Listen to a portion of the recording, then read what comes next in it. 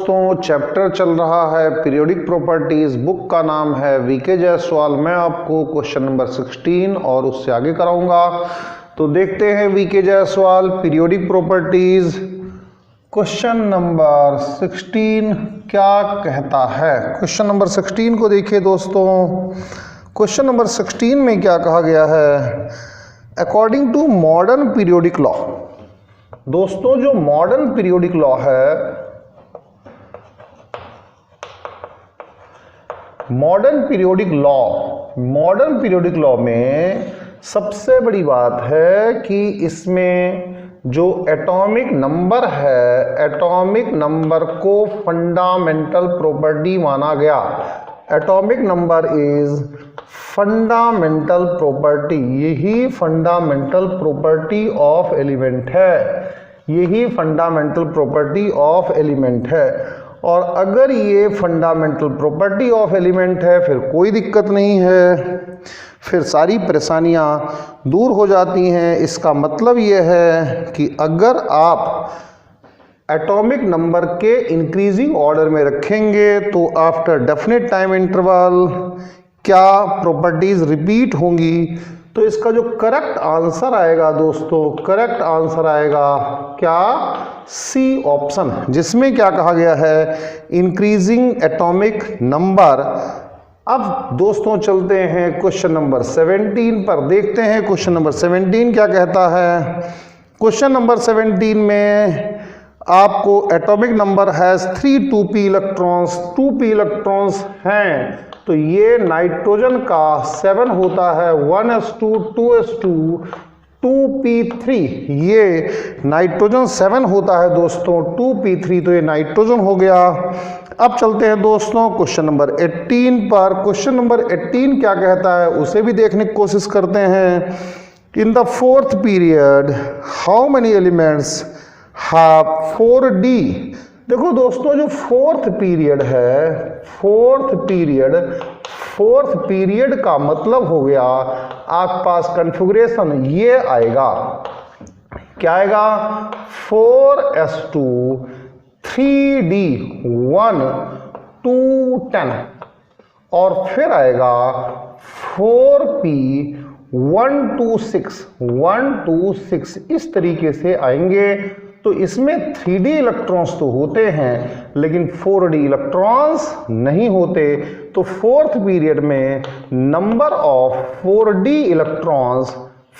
Electrons नहीं होते हैं दोस्तों, ये 0 होंगे। ये तो इसकी वजह से क्या है, फोर्थ सेल इसकी वजह से है, तो नंबर ऑफ 4d इलेक्ट्रॉन्स 0 हो जाएंगे। हाँ, अगर नंबर ऑफ 3d इलेक्ट्रॉन्स पूछता तो 3d इलेक्ट्रॉन्स दोस्तों मैक्सिमम 10 हो सकते थे, ये 10 हो सकते थे मैक्सिमम। 3d इलेक्ट्रॉन की बात करता तो बात कर रहा है वो 4d इलेक्ट्रॉन की, तो थोड़े से सतर्क रहिए, अवेयर रहिए कि हाँ किसकी बात कर रहा है। अब दोस्तों चलते हैं क्वेश्चन नंबर 18 के बाद क्वेश्चन नंबर 19 पर, देखते हैं कि क्वेश्चन नंबर 19 क्या कहता है। क्वेश्चन नंबर 19 दोस्तों, assuming the elements are formed completely with 7th period, what would be the atomic number of alkaline earth metal in 18th period। दोस्तों देखो इसको मैंने पिछले क्वेश्चंस में बताया है, पिछले क्वेश्चंस में अच्छी तरीके से मैं इसको डिस्कस कर चुका हूँ। आप देखो 6th पीरियड की बात करो दोस्तों, इस तरीके से स्टार्ट करो, मैं आपको समझाऊंगा। 6th पीरियड की बात करिए तो आप जब 6th पीरियड की बात करते हैं तो 6th पीरियड में लास्ट में आता है Rn86 आता है दोस्तों, Rn86 आता है, Rn86 आता है दोस्तों। अब अगर आप 7th पीरियड की बात करोगे दोस्तों तो 7th पीरियड में क्या आएगा दोस्तों, 7th पीरियड में क्या आएगा दोस्तों उसकी बात कर लेते हैं। 7th पीरियड में NS2 यानी 7s2 आएगा दोस्तों, फिर 6 कुछ क्या आएगा, D10 आएगा दोस्तों, और फिर 5F14 आएगा दोस्तों, फिर 7 P6 आएगा दोस्तों। इन सबको आप ऐड कर लो, अगर आप ऐड करेंगे तो ये 32 आएगा दोस्तों, 32 आएगा दोस्तों। तो अब अगर आप यहाँ इसको ऐड कर लेते हैं तो आपके पास जो Z आ जाएगा यहाँ तक 86 प्लस 32 दोस्तों, ये 8 आ जाएगा और 8 2 10 और 11 118 आ जाएगा दोस्तों। इस तरीके से 118 आएगा। यानी जब आप 8th पीरियड में चलेंगे दोस्तों, 8th पीरियड में अगर आप चलेंगे तो 8th पीरियड में दोस्तों जो 8S1 होगा वो कवर करेगा Z = 119 को, और 8S2 जो होगा दोस्तों 120 को कवर करेगा। ये दोस्तों S1 जो होता है ये एल्कली मेटल के लिए होता है दोस्तों। और फिर दोस्तों जो आगे S2 होता है ये दोस्तों एल्कली अर्थ मेटल के लिए होता है। तो आप कहते हैं जो एल्कली अर्थ मेटल है वो इस केस में अगर आप देखेंगे तो 120 पर बैठेगी। 8th में एल्कली अर्थ मेटल 120 पर बैठेगी दोस्तों। तो ये 120 इज द करेक्ट आंसर। अब चलते हैं दोस्तों क्वेश्चन नंबर 20 पर, देखते हैं कि हाँ क्वेश्चन नंबर 20 क्या कहना चाहता है। तो चलिए देखते हैं क्वेश्चन नंबर 20। क्वेश्चन नंबर 20 की बात करते हैं दोस्तों। तो 20 क्या कहना चाहता है। 20 में दोस्तों एक्साइटेड स्टेट जानना चाहता है दोस्तों। क्या जानना चाहता है? Excited state. तो एक्साइटेड स्टेट क्या होती है दोस्तों? एक्साइटेड स्टेट आप देखिए कि हाँ एक्साइटेड स्टेट क्या होती है, किसी को थोड़ी एनर्जी मिल जाए और वो हायर स्टेट में चला जाए तो उसे एक्साइटेड स्टेट कहते हैं। सबसे पहले मैं ग्राउंड स्टेट बनाता हूँ। ग्राउंड स्टेट का मतलब क्या होता है दोस्तों? ग्राउंड स्टेट का मतलब होता है दोस्तों lowest energy state. Lowest energy state, ये दोस्तों लोवेस्ट एनर्जी स्टेट ये ग्राउंड स्टेट होता है, इसे ग्राउंड स्टेट कहते हैं। अब ग्राउंड स्टेट में 1s2 बना लो, 2s2 बना लो, 2p6 बना लो, ये आपके पास आ जाएगा और 3s0 होगा ही होगा, आगे हो सकता है। ये इसकी ग्राउंड स्टेट है, लोवेस्ट एनर्जी स्टेट है। अब इसे कहीं बाहर से अगर एनर्जी मिल जाती है तो ये एक्साइटेड स्टेट में जाएगा। दोस्तों एक्साइटेड स्टेट का मतलब क्या होता है? एक्साइटेड स्टेट का मतलब होता है higher energy state. Higher energy state, तो हायर एनर्जी स्टेट में पहुंचा दो, एक इलेक्ट्रॉन को यहां से यहां पहुंचा दो, 1s2 2s2 2p5 और 3s1 हो जाएगा। इस तरीके से एक्साइटेड स्टेट हो जाएगा। तो दोस्तों जब हम ये लोवेस्ट एनर्जी स्टेट है, यहाँ से हमने इलेक्ट्रॉन को यहाँ से यहाँ पहुँचाया तो हमें फिर ये एक्साइटेड स्टेट मिल गई। 20 के बाद दोस्तों चलते हैं 21 पर और देखते हैं कि हाँ जी 21 क्या कहता है। तो दोस्तों चलिए 21 पर और देखिए कि 21 क्या कहता है। Question number 21, choose the correct statement regarding the transition. Transition के रिगार्डिंग आपको करेक्ट स्टेटमेंट तलाशना है। तो दोस्तों ट्रांजिशन मेटल्स जो होती हैं, ट्रांजिशन मेटल्स जो होती हैं मेरे दोस्तों वो शो करती हैं variable oxidation state. Variable oxidation state show करती हैं। मैंने आपको पिछले लेक्चर में भी बताया था कि हाँ ये क्या मामला होता है। जैसे Mn है दोस्तों, Mn+2 भी शो करता है, Mn को देखिए +4 भी शो करता है, Mn को देखिए +6 भी शो करता है, Mn को देखिए तो +7 भी शो करता है। इसे तो आप जानते ही हैं क्या MnCl2 है, इसे भी आप जानते ही हैं क्या MnO2 है, इसे भी जानते ही हैं आप क्या K2MnO4 है, और इसे भी जानते हैं दोस्तों क्या है KMnO4 है। तो इनकी वेरिएबल ऑक्सीडेशन स्टेट्स होती हैं, क्योंकि partially field, variable oxidation state क्यों है दोस्तों, क्योंकि पार्शली फिल्ड डी ऑर्बिटल होता है, पार्शली फिल्ड डी ऑर्बिटल होता है, और डी ऑर्बिटल के पार्शली फिल्ड होने की वजह से ये वेरिएबल ऑक्सीडेशन स्टेट्स को शो करती हैं।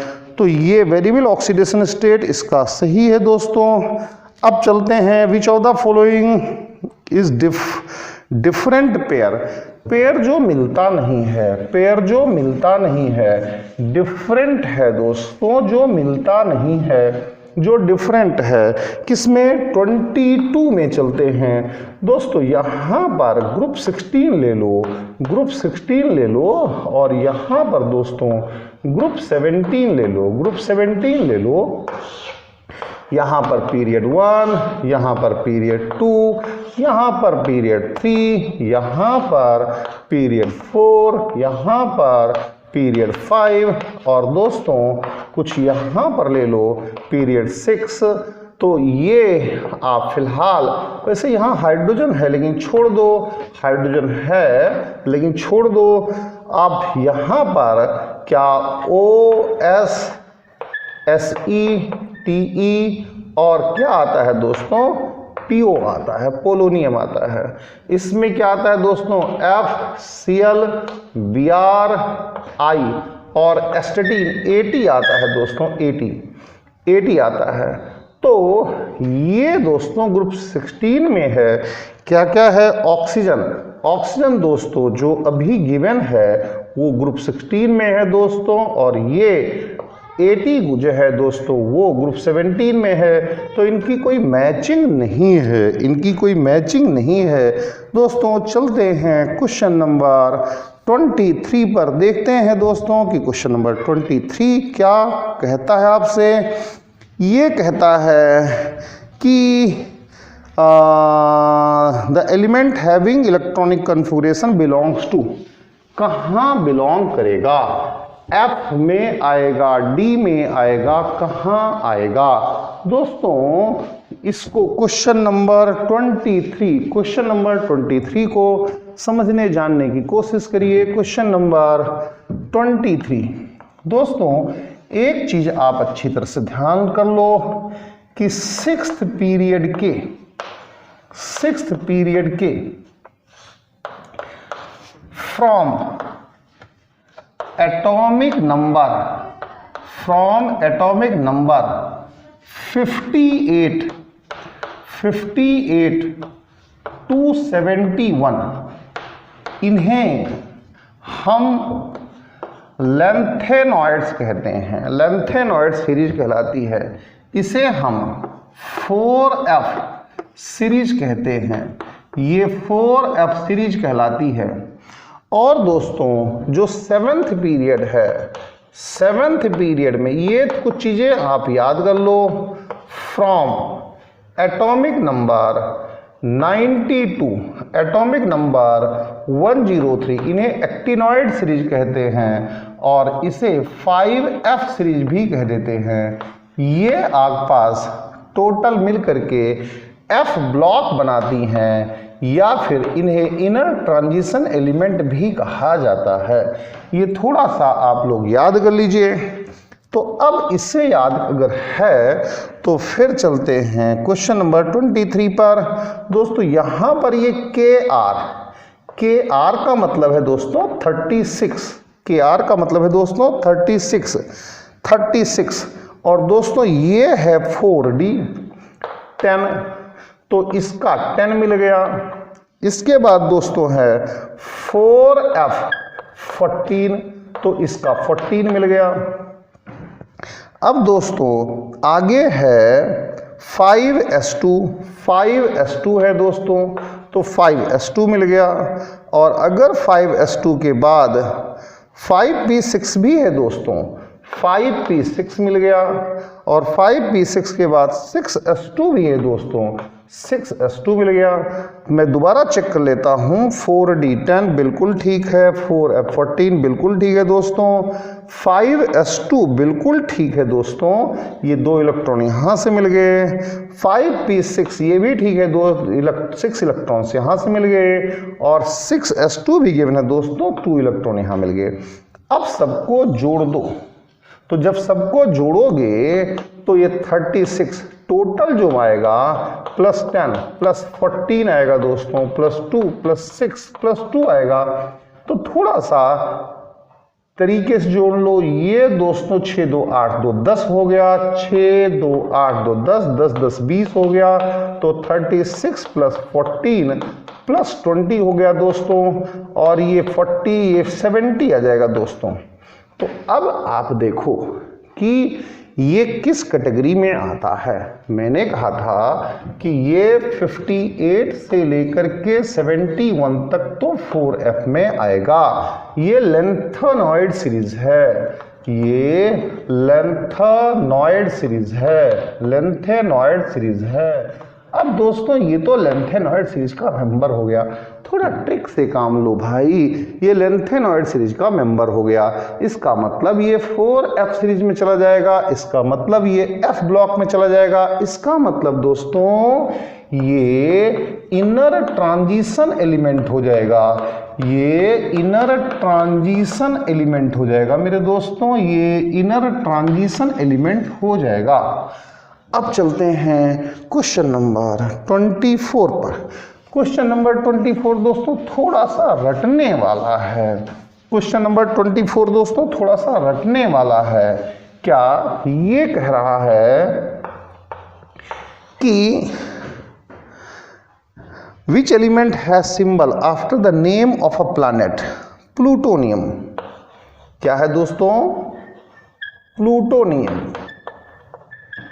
प्लूटोनियम, ये प्लूटोनियम इसका सिंबल Pu होता है, ये प्लूटो से है, प्लैनेट के नेम से है, तो इसमें इतना ज़्यादा दिक्कत की बात नहीं है दोस्तों। अब चलते हैं क्वेश्चन नंबर 25 पर।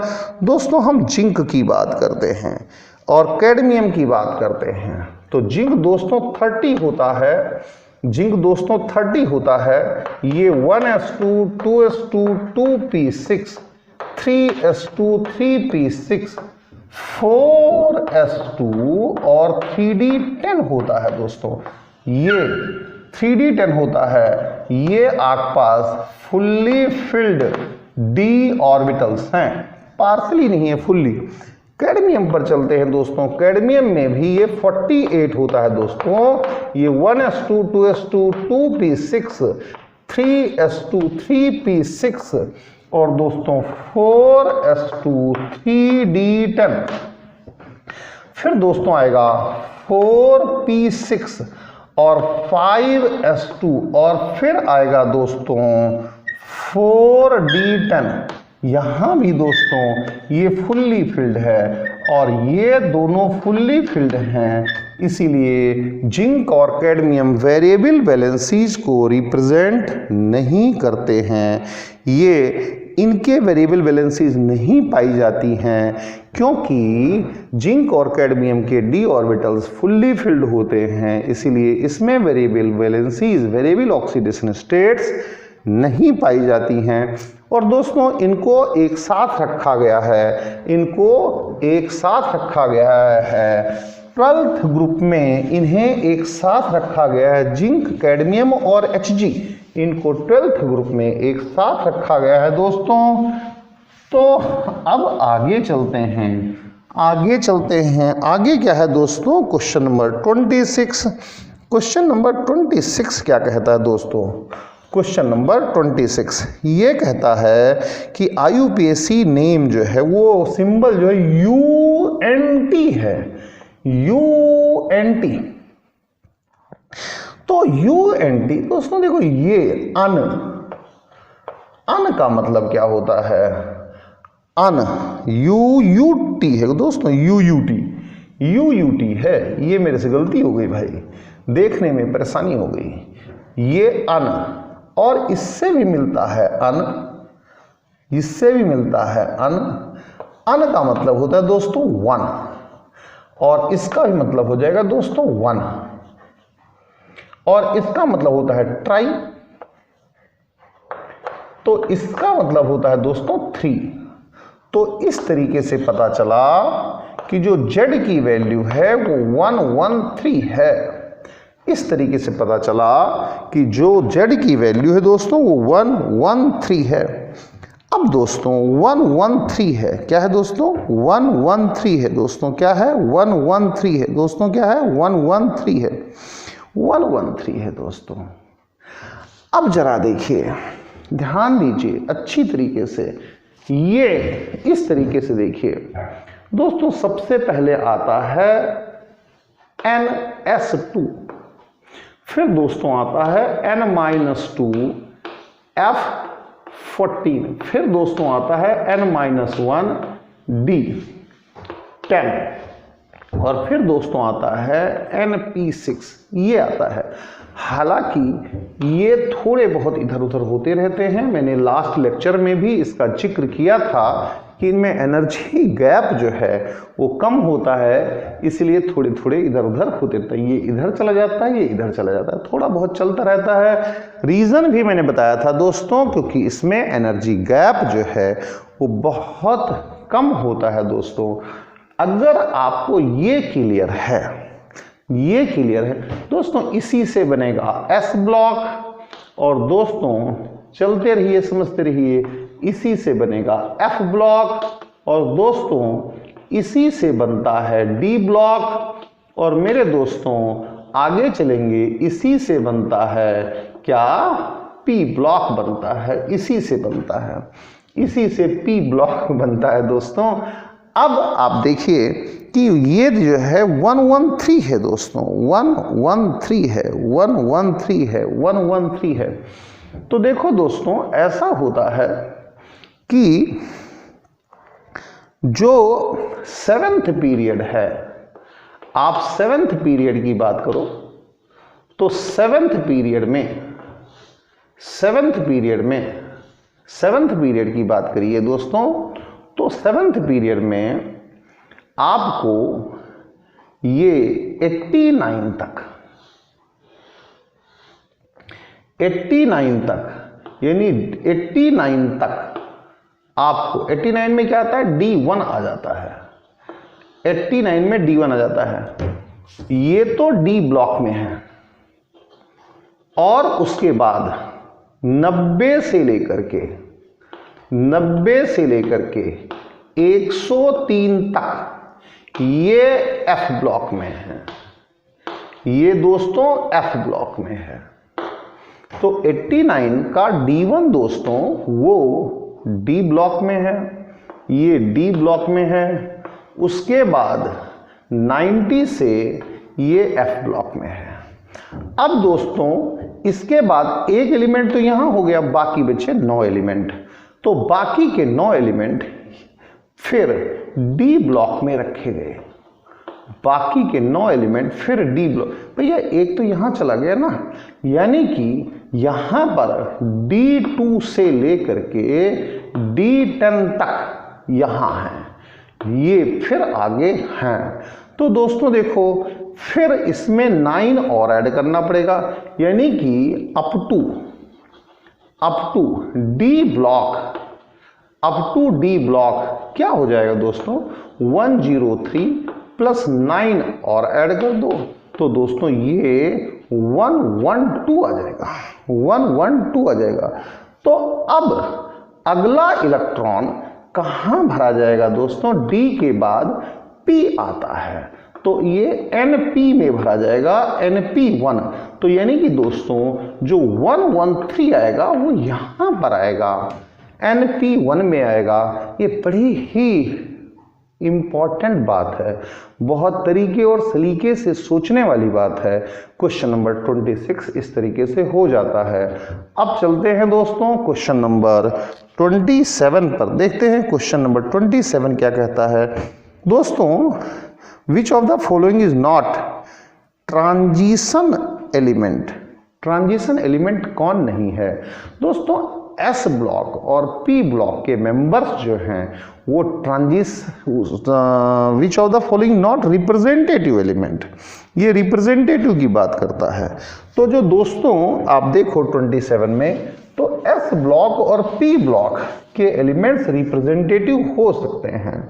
जो 27 है वो S block and P block, इसके एलिमेंट्स वो भी फर्स्ट और सेकंड पीरियड के सेकंड और थर्ड पीरियड के माने जाते हैं।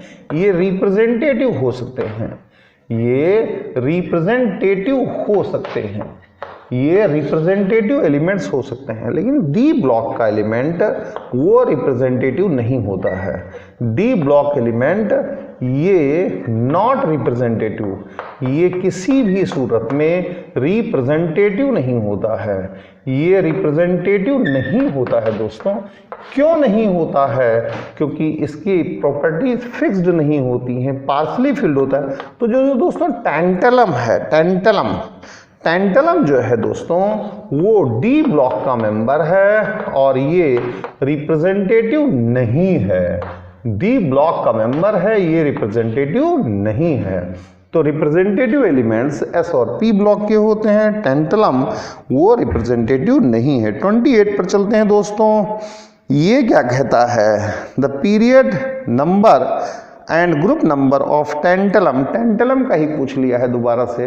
तो देखो कुछ चीज़ें आप याद रखो, कुछ ट्रिक से याद रखो, कुछ और भी तरीकों से याद रखो। कुछ चीज़ों को याद रखना बहुत बहुत बहुत ज़्यादा ज़रूरी हो जाता है मेरे प्यारे दोस्तों। तो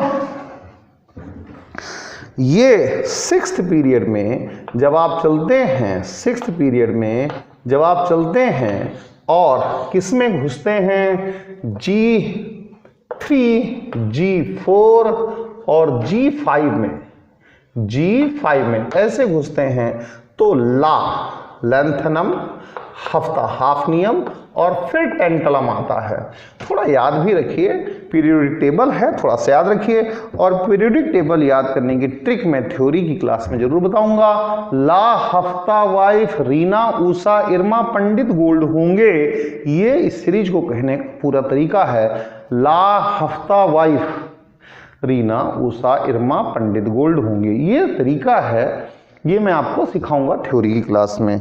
अब चलते हैं दोस्तों आगे। टेंटलम हो गया, तो टेंटलम का ये पीरियड हो गया और ये टेंटलम यहाँ ग्रुप 5 में बैठ गया। अब चलते हैं दोस्तों आगे।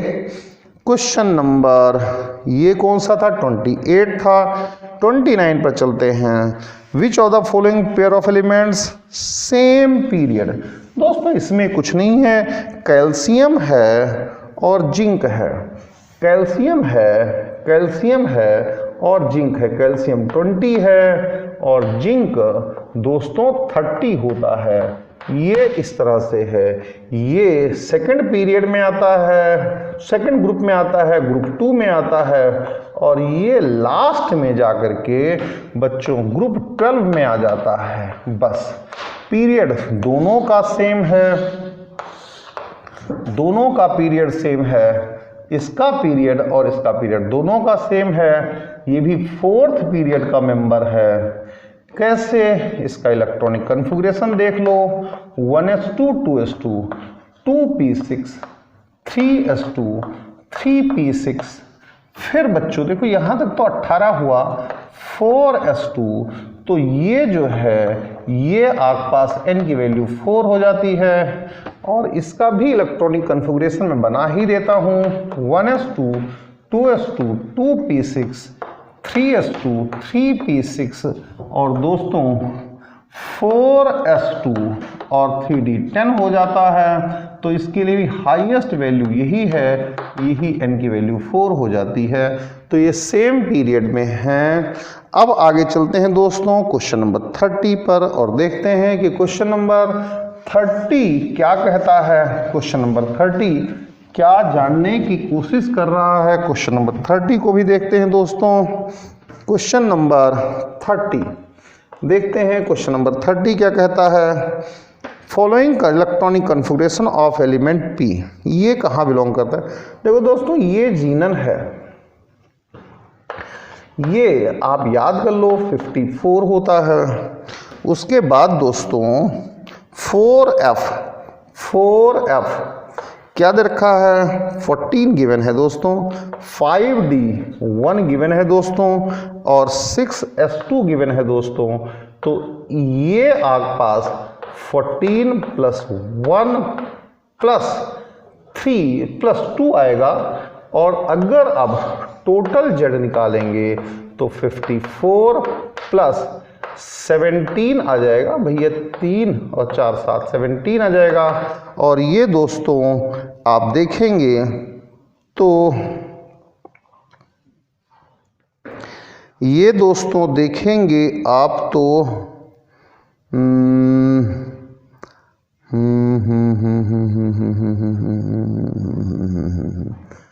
तो ये दोस्तों 7 4 11 और जो है जी 5 और 6 7।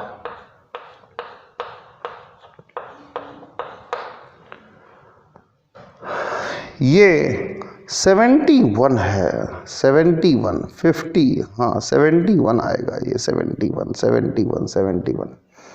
अब दोस्तों देखो ये 71 आता है, 71। अब दोस्तों देखो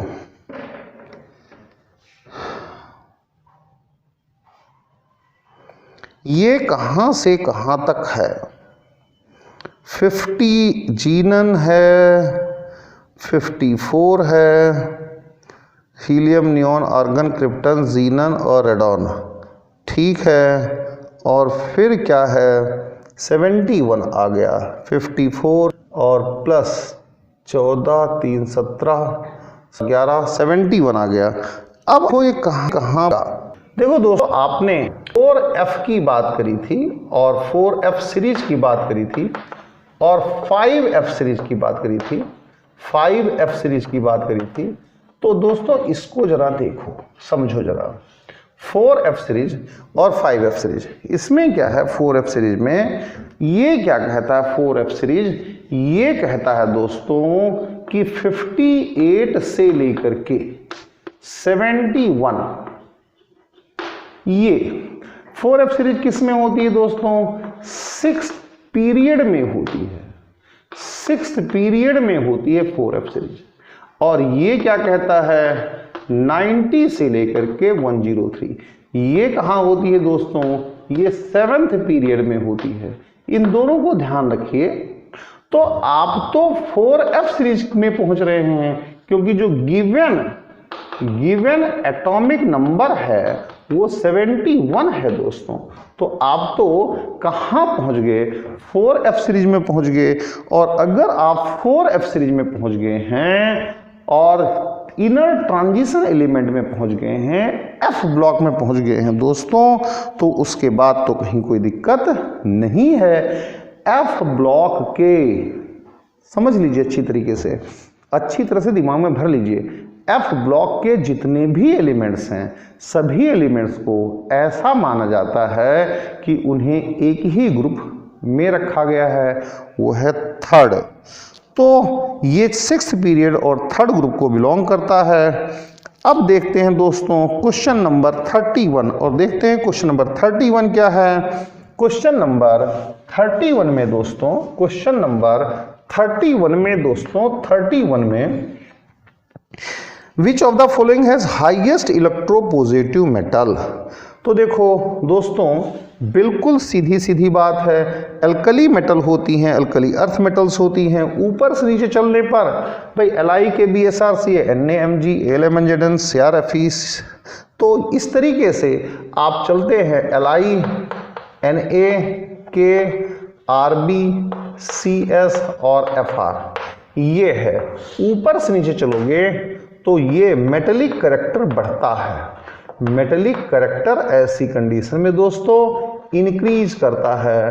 तो रुबिडियम जो है इसमें सबसे अच्छी इलेक्ट्रोपॉजिटिव मेटल हो गई, सबसे अच्छी इलेक्ट्रोपॉजिटिव मेटल हो गई। अब दोस्तों 32 पर चलते हैं, देखते हैं कि क्वेश्चन नंबर 32 क्या कहता है। 32 में है दोस्तों सबसे ज़्यादा डी इलेक्ट्रॉन्स किस में होंगे, तो दोस्तों देखो Cu29 क्या होता है दोस्तों, 1s2 2s2 2p6 3s2 3p6 और दोस्तों होता है 4s1 3d10।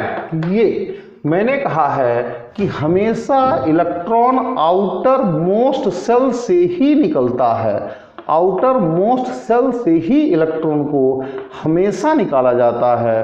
तो Cu+1 को बनाएंगे तो ये 1s2 2s2 1s2 2s2 2p6 3s2 3p6 और 3d10 आ जाएगा दोस्तों, 4s गायब हो जाएगा। D में सबसे ज़्यादा इलेक्ट्रॉन्स इसी में पाए जाएंगे, 10 से ज़्यादा इलेक्ट्रॉन की कहीं कोई पॉसिबिलिटी होती नहीं है। क्वेश्चन नंबर 33 पर चलते हैं दोस्तों और देखते हैं कि क्वेश्चन नंबर 33 क्या कहता है।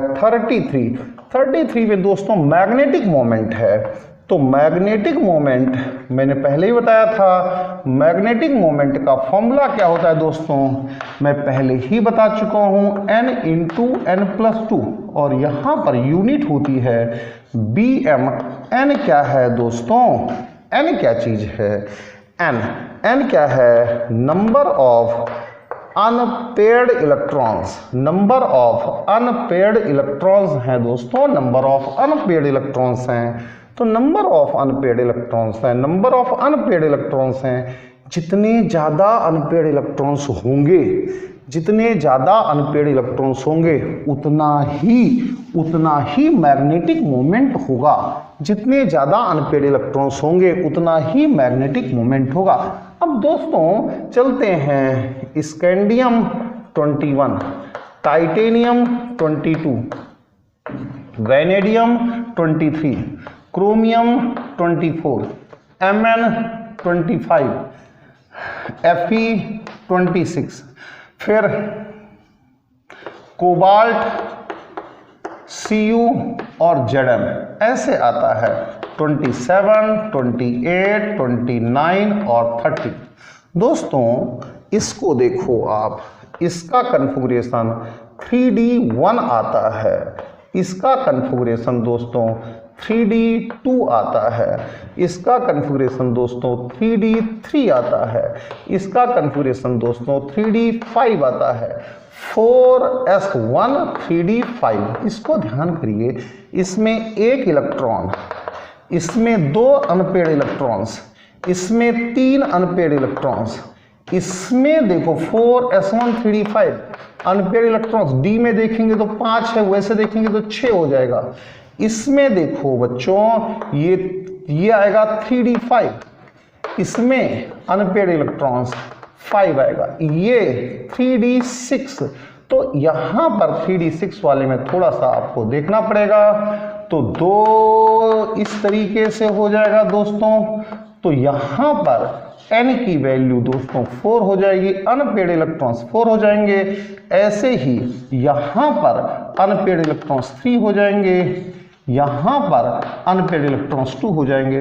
दोस्तों जैसे जैसे पहले आप देखो ना, यहां तक तो अनपेयर्ड इलेक्ट्रॉन्स बढ़ते हैं, बाद में डिक्रीज होते हैं। यहां पर अब अनपेयर्ड इलेक्ट्रॉन्स क्या होते हैं, डिक्रीज होते हैं। यहां पर अनपेयर्ड इलेक्ट्रॉन्स क्या होते हैं दोस्तों, बढ़ते हैं, इंक्रीज होते हैं। यहां से यहां चलेंगे तो अनपेयर्ड इलेक्ट्रॉन्स इंक्रीज हो रहे हैं दोस्तों, यहां से यहां चलेंगे तो अनपेयर्ड इलेक्ट्रॉन डिक्रीज होते हैं। इनफैक्ट ये तो 3d10 हो जाता है, तो यहां पर इसमें तो अनपेयर्ड इलेक्ट्रॉन्स 0 आ जाते हैं। तो इस केस में मैग्नेटिक मोमेंट यहां से यहां तक मैग्नेटिक मोमेंट इंक्रीज होता है, और फिर इसके बाद यहां रुक करके आगे चलो, यहां पर फिर मैग्नेटिक मोमेंट वो डिक्रीज होता है दोस्तों। तो इस तरीके से ग्राफ क्या आएगा दोस्तों, ग्राफ आएगा मैग्नेटिक मोमेंट और जेड बढ़ेगा तो मैग्नेटिक मोमेंट पहले बढ़ेगा फिर बाद में घटेगा, पहले बढ़ेगा बाद में घटेगा, पहले बढ़ेगा बाद में घटेगा। क्यों? क्योंकि पहले नंबर ऑफ अनपेयर्ड इलेक्ट्रॉन्स बढ़ते हैं D1 से D5, बोलो D1 से D5 बाद में अनपेड इलेक्ट्रॉन्स घटते हैं D6 से D10, D6 से D10, इसीलिए मैग्नेटिक मोमेंट पहले बढ़ता है बाद में घट जाता है। दोस्तों अब चलते हैं क्वेश्चन नंबर 34 पर और देखते हैं ये क्वेश्चन नंबर 34 क्या कहता है। क्वेश्चन नंबर 34 क्या कहता है। क्वेश्चन नंबर 34 पर चलते हैं, देखते हैं दोस्तों क्वेश्चन नंबर 34 क्या कहता है। 111 ये रखा अन और फिर रखा एम। इस अन से दोस्तों 1, इस अन से दोस्तों 1, इस अन से दोस्तों 1, यानी कि आपको जेड की वैल्यू दे रखी है 111 दे रखी है। ये जेड की वैल्यू दे रखी है दोस्तों, जेड की वैल्यू दे रखी है, जेड की वैल्यू दे रखी है, जेड की वैल्यू दे रखी है, जेड की। अब ये कहाँ बैठेगा वो आपको बताना है। तो देखो दोस्तों 4F सीरीज जो है, 4F सीरीज वो 58 से लेकर 71 तक की है। 5F सीरीज जो है दोस्तों, 5F सीरीज वो 90 से लेकर के 103 तक की है, 103 तक की है। तो इसका मतलब है दोस्तों D2 का मतलब है 104, फिर D3 105, फिर D4 106, D5 D2 D3 D4 D5 107, फिर D6 108, फिर D7 109, फिर D8 1110 और D9 111 ये आएगा। आप देख लीजिए 103 तक यहाँ आ गया, 104, 105, 106, 107, 108, 109, 110, 111। D1 यहाँ होता है। तो ये देखो ना, ये 90 से है, 90 से 103, 90 से 103 है। तो जो आपके पास 89 वाला है वो 89 वाला वो D1 वो यहीं रह जाता है। तो अब D2 D3 D4 D5 D2 D3 D4 D5 D6 D7 D8 D9, यानी कि Z जो है वो D111 वाला D9 में आएगा। D9 का मतलब है कि वो D ब्लॉक में रहेगा, D ब्लॉक में रहेगा। और अगर आप ग्रुप निकालना चाहते हैं तो यहां से ग्रुप का पता चलेगा, 11th ग्रुप में रहेगा, वो 11th ग्रुप में रहेगा। इस तरीके से इसे आप निकाल सकते हैं दोस्तों। अब चलते हैं दोस्तों 35 पर। 35 क्या कहता है उसे भी अच्छी तरीके से समझते हैं। Question number 35, which property decreases from left to right. दोस्तों left to right metallic character decrease करता है, मेटेलिक करेक्टर डिक्रीज करता है left to right. Up to down metallic character increase करता है। दोस्तों मेटेलिक करेक्टर जो है वो इंक्रीज करता है। अब चलते हैं दोस्तों 36 पर, देखते हैं कि 36 क्या कहता है। क्वेश्चन नंबर 36 क्या कहता है उसको भी जरा ऑब्जर्व करने की अच्छी तरीके से कोशिश करते हैं कि क्वेश्चन नंबर 36 क्या कहता है। दोस्तों 36 क्या कहता है कि भैया देखो यहां पर पीरियड है, पीरियड क्या है, सेकंड पीरियड है, और यहां पर ग्रुप जो है वो 15 है, 15 ग्रुप है।